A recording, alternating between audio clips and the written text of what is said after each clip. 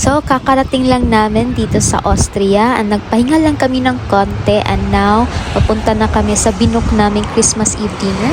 So, andito po kami sa bus stop, malapit lang sa pinagsistayan namin.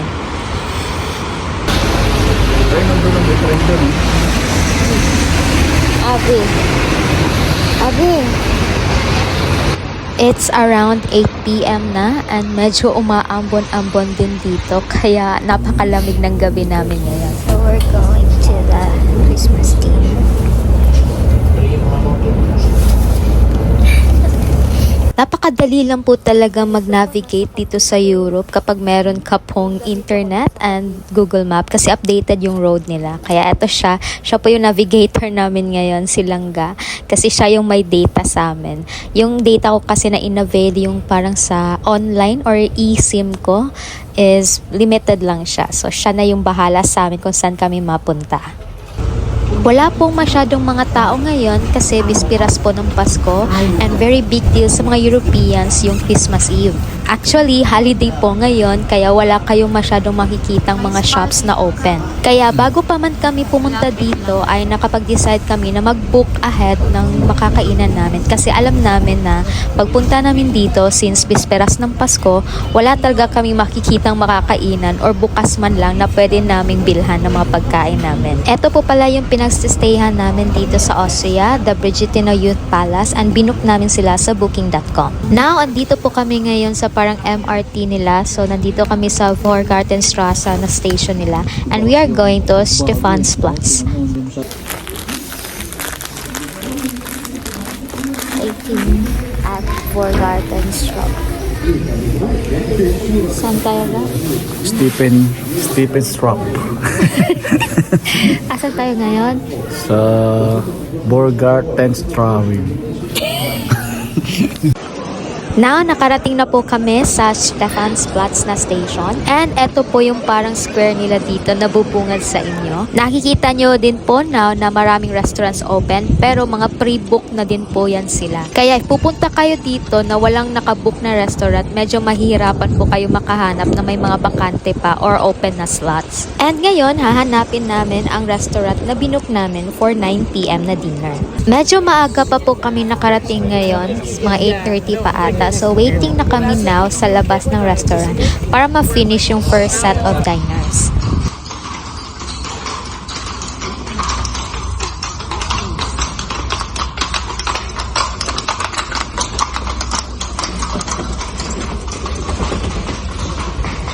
And now, we are finally inside. So, super cozy lang yung vibes ng restaurant. And very Christmassy po yung decorations dito. We are actually in the second oldest restaurant dito sa area namin. And binook namin to kasi the price is much cheaper compared sa ibang restaurants na nag-o-offer ng Christmas Eve dinner or Christmas Eve na mga buffets. So, nag-dinner kami dito ngayon. Nag-feeling, feeling mayaman kami. So, first thing is, papipiliin po kayo ng drinks nila dito. So, ito po yung pinili namin, tong best seller nila na beer nila dito. Parang pencil.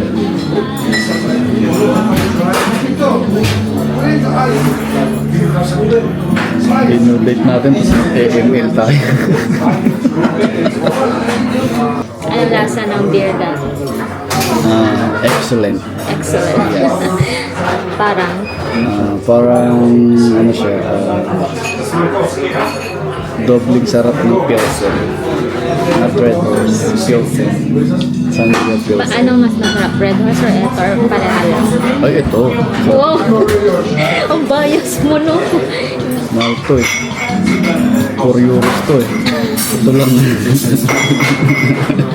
Pagka 5 euros, ito lang. Ito lang yung actually pinunta namin dito. Para lang mag-inom ng ganito.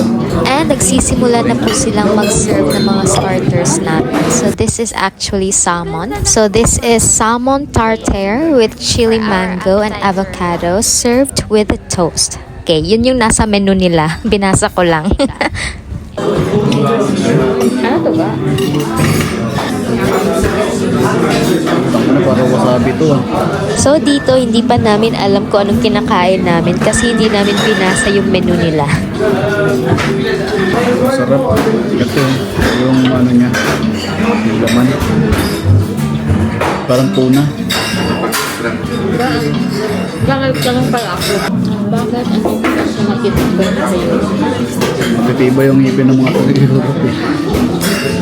So far, masarap naman po yung bungad ng kain namin sa gabing ito. Sa size ng serving nila, parang sob na ako sa appetizer eh. Kulang na lang kanin.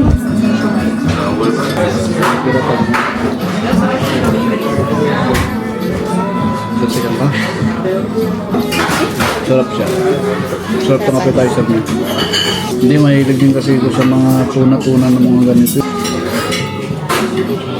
Yung tinapay lang dito, yung tikas. Palaman mo. Pwede naman ganito.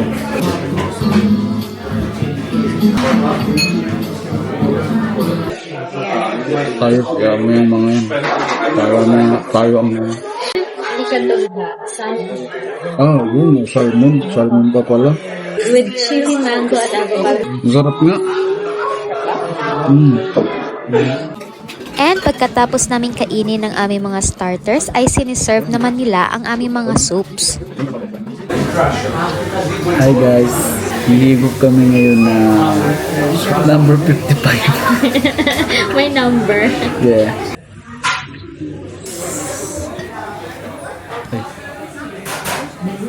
Beef. This one beef. Then this is my wife. Ha? Wife na tao niya sa akin. Oh, hindi na. Girlfriend ka na. So, itong kinakain namin ngayon ay tinatawag nila Old Viennese soup with beef, noodles, and root vegetables.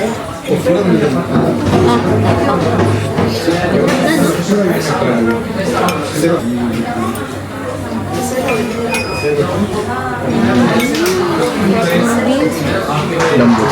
No? May roots to ka. Anong klaseng root nandito? Anong klaseng root nandito? Ano to? Parsley? Parang daon, parang parsley to, no? Sarap. Sarap. Ayun na beef. Sarap. Sarap na yung beef. Carrots, beef, tsaka... Squash sana yung kakainin mo. Squash sana kakainin mo. Thank you.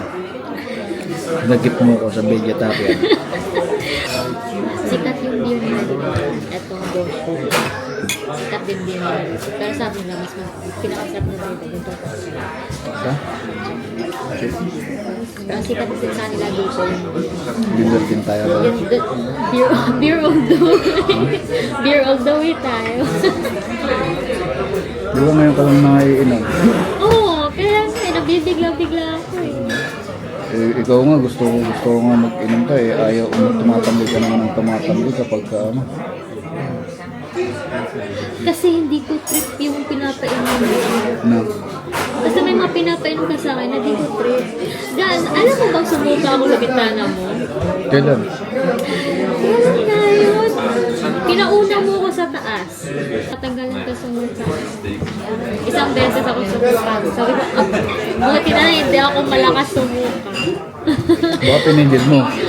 Hindi ako malakas sumuka. Sabi ko, buti na, narinig kaya ito ni Mami.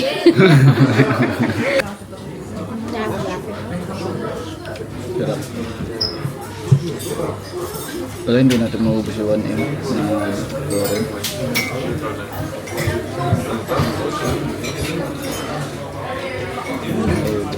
Oo, bosin. Pagkapili ako ng Pero sa rin sa gusto ko eh, mag-invest ng gold. It's steak time.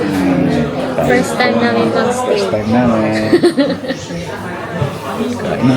So, what we are having now is this venison steak with parang mga potatoes and mushrooms and a cranberry ata tong etong pula dito. So, marami siyang sahog actually. And this is our very first steak na magkasama kami. Kaso, hindi namin masyadong bet yung lasa. Medyo makunat po kasi yung steak and parang siyang, alam mo yung parang matagal ng in-store na karne tapos dyan lang niluto, ngayon lang niluto. And mukhang medyo na-overcook kasi matigas siya, hindi siya chewable. Hindi na siya masyadong juicy, ganon. Tapos medyo madugo din siya best. Char, ang arty-arty talaga namin, no? Pero masarap yung ano niya, yung sauce niya, yung parang gravy niya. Pero yun nga, yung steak mismo, medyo di bet ng lasa ko. Masyado pet yung steak. Buti mo pa rin yan. Kaya hindi ko mauubos. Para kung mag-resip.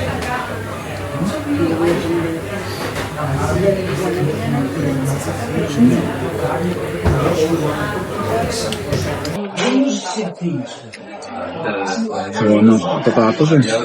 Ano sasabi mo sa steak?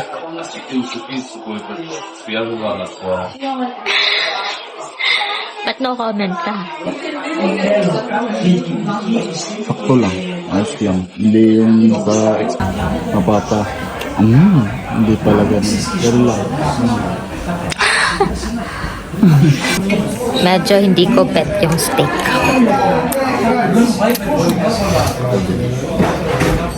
Ayos yan. Hindi pang European na steak yung dito ko. Ganner. Last course. Ano na pipili mo? Pili mo saan yung masarap. Pili ko eto. Parang showtime ah. Choose that! Galing ah. And now, we are down to our last course, which is yung mga desserts. So, dito, apat actually sila. So, we have the apple strudel, tapos may Esterhazy slice, punch cake, at saka itong sasher cake. Yan. Para mamansin. Masarap siya. Sarap to.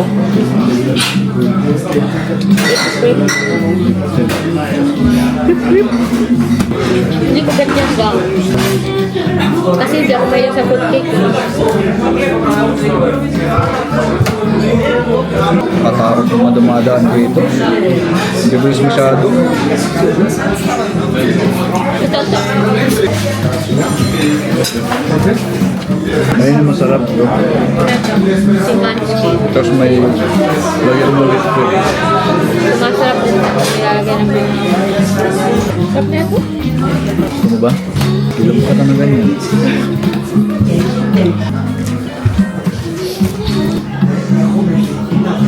Saka may sardine apple na halo-halo. Para ka nakakain ng ano. Fruitcake na? Hindi, iba. Yung parang sa bakery, yung ganito rin yung ano niya. Apple pie? Hindi apple pie, yung meron pang isa yung parang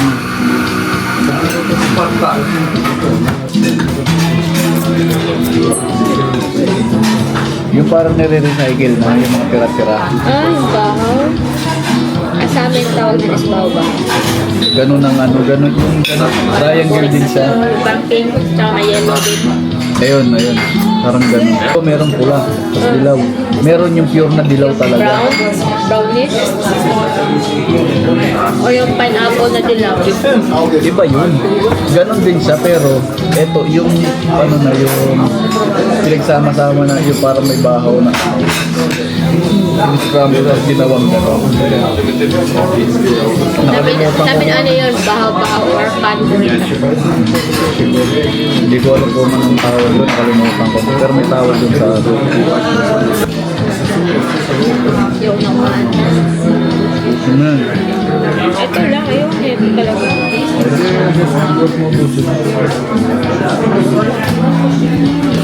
Ha?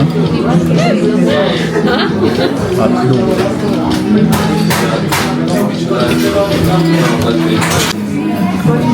Tapos na kami mag-Christmas dinner. House Christmas dinner ba? Teka.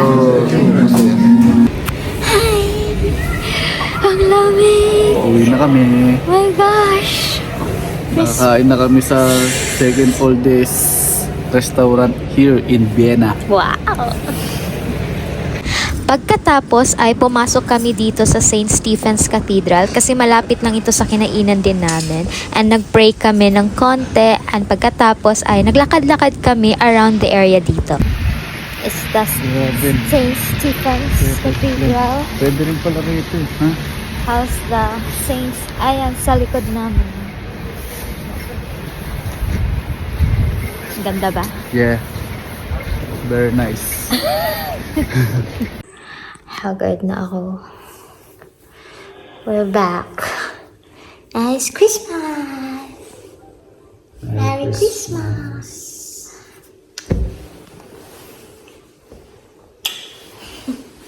Pagod ang langga. Pagod ka ga? Super.